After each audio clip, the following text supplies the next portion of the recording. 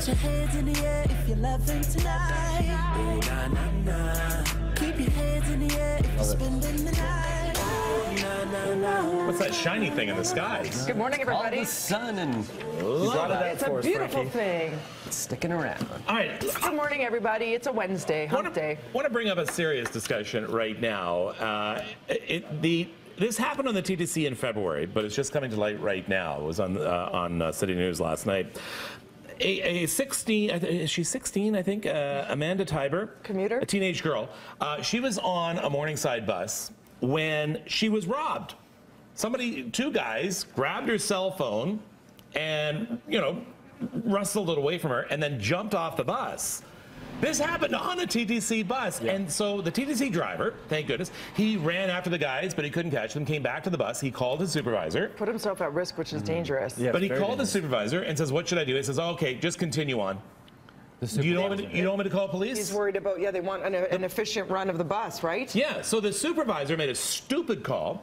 So TTC policy is they allow the supervisors to make a judgment call on whether police should be called or not.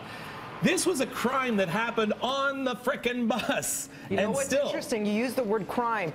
Is it so commonplace that perhaps the supervisor felt, seriously, another cell phone, smartphone gone? Kind of happens 10 times a day. Is it one of those things, even though it probably is far more valuable than anybody's purse or wallet combined with all the information? On the supervisor right there, it's the wrong call, I'll tell you that. But probably he's thinking, if we do make the call, we got to hold the bus there. That's going to put everything behind. He's going to get in trouble because people are going to complain. More calls from the commuters that were on the bus complaining. Doesn't make it right. It's not the right. It doesn't make it right. You can see maybe he's in a forced position to make that decision. He's in a position where he is being stupid. I'm sorry. It is. Or maybe his management. Maybe that's what they've said to him. There has been a culture at the TTC where they feel they have to go by the rules no matter what. But let's put it this way: the TTC regularly holds buses if there's a drunk that's passed out on board for police to come. They regularly hold buses overnight so the police can catch up with them and get a drunk off the bus.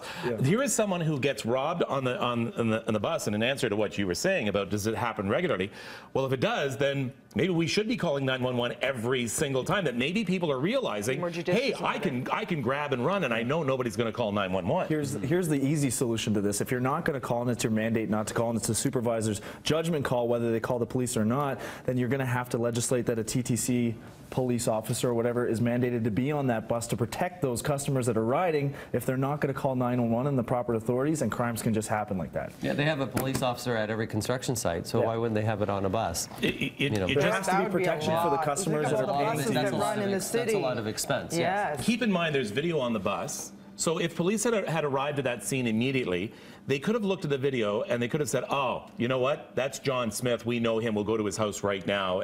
Can't they release that video now? It happened in February. Police have the video right now. They don't know if they're going to release it or not. They may very well. Somebody might identify what they're wearing, but the usual route. But the rule, and not that it would have made big news that day, but still, here's a rule. If a crime happens on the TTC, call the cops. Call the cops. That's it. Something as arbitrary as a cell phone might seem arbitrary at first, but that can just escalate into something. But how safe do you feel riding a bus now?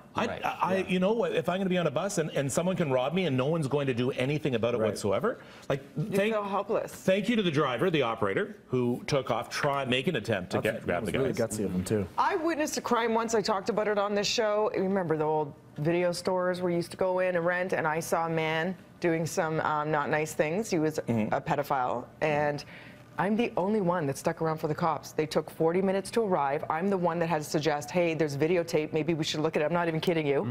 And I'm the reason I had to go to court. The parents whose daughter was involved in the incident I witnessed, they're like, are you going to stay? Because we're going to go. And they left. So people also feel a sense of time, efficiency, pressures, like you said. He's thinking, if I call the cops and I keep the bus here, the guys ran away. How are they going to get caught? What can I do aside from maybe giving them the video that's been taken? So there's that sense of apathy and time and what's going to come of it anyway. Was it wrong? Should they have called the cops? Yes. Well, But these discussions are so important to have. It is, and yes, it would have meant a delay. However, it would have, you know, the TTC is serious about cutting down on crime on its property, then they need to change that rule. Not in 3 weeks after they studied it. They need to change the rule today, this afternoon. Yes, testifying against that man, scariest thing I ever had to do in my life. Yeah. But he went to jail as a result. So you have to go the extra mile to make sure justice is served. It's our society. It depends on what we want to make of it. Do you want to defend your rights and your freedoms? Sometimes it costs. Yeah. Sometimes it costs. Well All right. It is 7 o'clock on Breakfast Television.